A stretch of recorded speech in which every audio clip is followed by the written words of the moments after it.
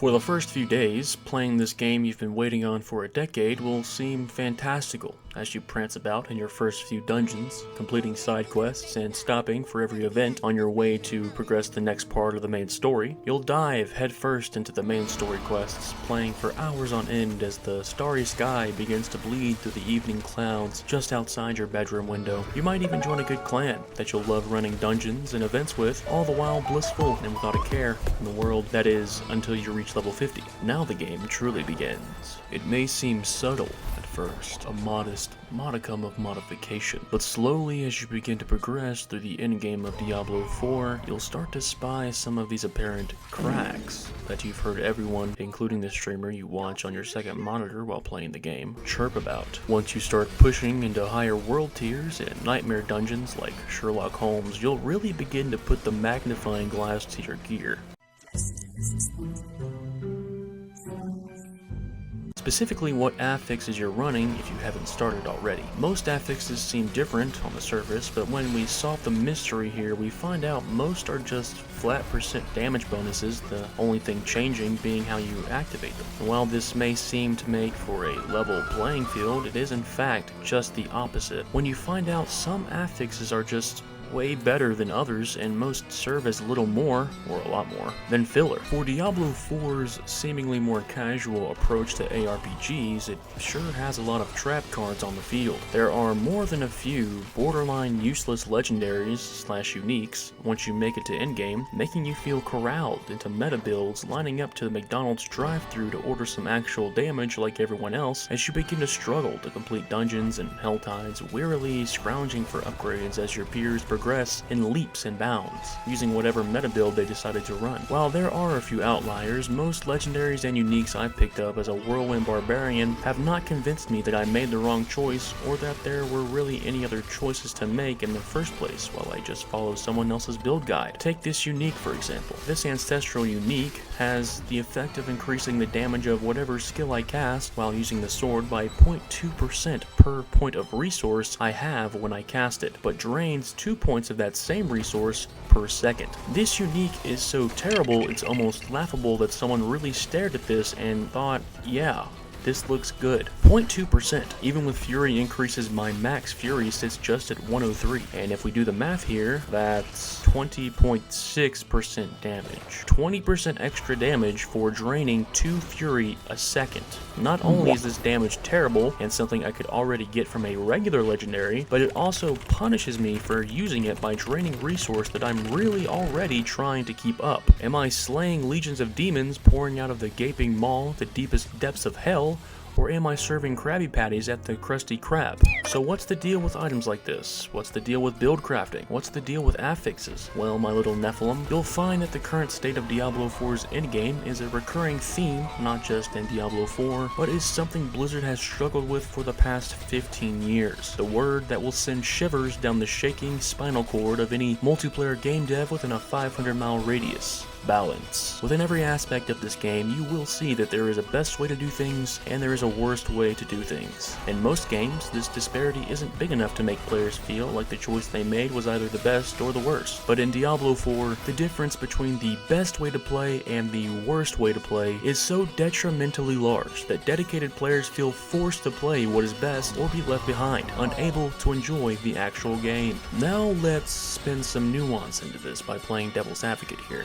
You might be thinking, well, Path of Exile also has meta builds and complete troll builds in every season. What's the difference? The difference is that Path of Exile is a game for hardcore ARPG fans who enjoy experimenting and are okay with making the wrong choice, and it's possible that they even have fun while doing it. The science behind getting a build to work, the ability to theory craft new builds, and seeing a build you made come alive for the first time is, from what I've heard, akin to watching your first child being brought into the world. Whether it be because of the lack of affix diversity, the more casual approach to the skill tree, or just the differing ages between the two games, in Diablo 4 you just simply cannot do that. Now, don't get me wrong, I'm sure a streamer who gold farmed enough zeros to match Bill Gates' bank account and ran enough hell ties for both of us has the resources to experiment after blasting through in-game with a completely broken build, but for most people, the time cost and the actual cost of experimentation is just too great to justify a respec, so most ARPG lab coats will have to create a new character of the same class in order to pursue their hypotheses. You don't just get these are not cheap.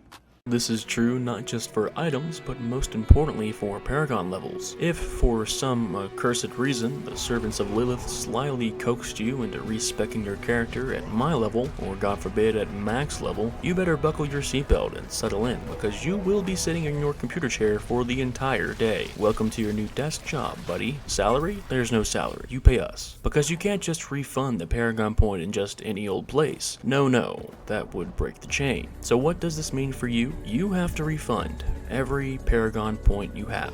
This is insane. For a lowly level 70 like myself, this is 80 Paragon points, but for a max level character at 100, it is a whopping 200 points, and multiple boards they have to rework. Respecking is far too tedious, not just in terms of doubloons, but it forces you to re-explore your entire board like your name was Christopher Columbus if you want to change anything. It just seems to me that there's a lot of artificial fat in this game that only serves to bloat the leveling experience, which is strange, seeing as the new season, which will be playable by the characters we're playing now, will more than likely start in less than a month. Why is Blizzard trying so hard to hamstring our progress? Even things like mob density are constantly being toned down by the devs, so even in tier 4 it's still relatively low outside of a few dungeons. But there are even good and bad dungeons that are so far apart in how good they are to a player that people end up gaming the game trying to figure out how to best not waste their time. And how does Blizzard solve this problem? By nerfing what's good instead of buffing what's bad. Now, seeing as this has been Blizzard's go-to band-aid fix for just about every balancing problem in their games, I think it's fair to say that at this point it's not about players' enjoyment of the game. It's not about how much work someone would have to put in to buff everything that isn't on par with the best performing dungeon or build. At this point, I would argue that Blizzard is not balancing for fun. They are balancing for retention. The old carrot on a stick, but the stick is actually way longer and the carrot is 5 miles down the road, so you can't see it anymore. And also, you're on a treadmill. Then we get into things like higher tier nightmare dungeons, not rewarding the player anything notable besides glyph levels. So the best way to farm XP or loot is just some base tier 4 dungeon that you obliterate in seconds. Why push nightmare dungeon when regular dungeon do trick?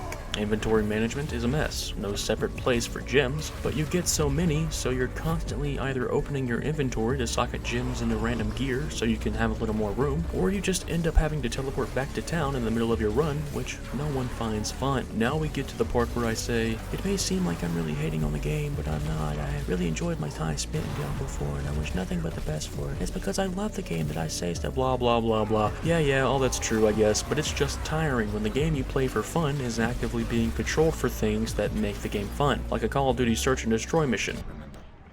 Fun. Now, believe it or not, there are some things I do like about the game. I wouldn't be making this video if there weren't. Chase uniques are a great addition to the game and are probably one of the main reasons I'm still playing after hours of non-stop grinding. Can we have more of these, please?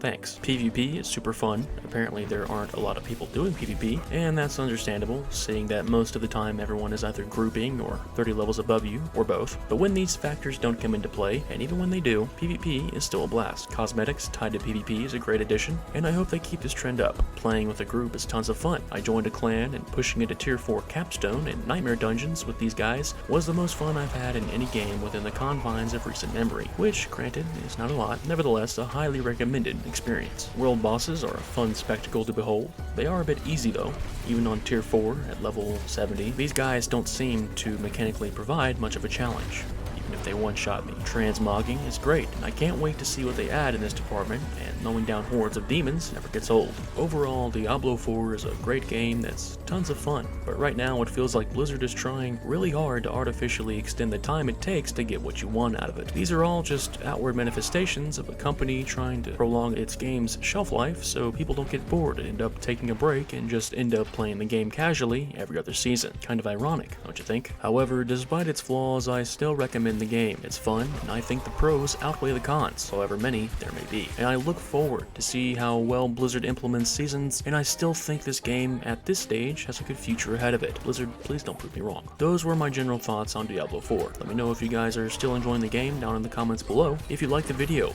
hammer of the ancients that like button, and if you didn't, then you have my deepest, uttermost condolences. Make sure to wash your hands.